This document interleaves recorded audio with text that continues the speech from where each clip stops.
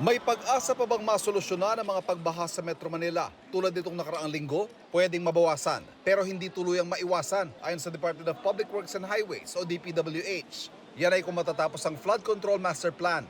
I think 70%, 70-80%, including dito sa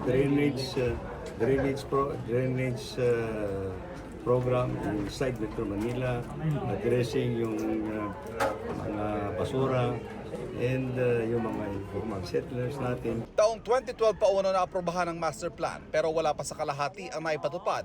Matapos ang 12 taon, mahigit 5,000 flood control projects nang natapos ng DPWH sa unang 2 taon ng Administrasyong Marcos, kabilang ilang itinuloy mula sa mga nakaraang administrasyon. 656 sa mga ito ay sa Metro Manila.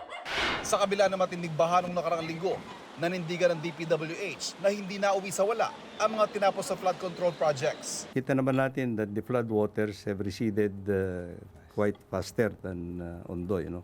Nanindigan din ng MMDA na hindi nasayang ang mahigit 2 bilyong pisong pondo ng ahensya para sa flood control ngayong taon.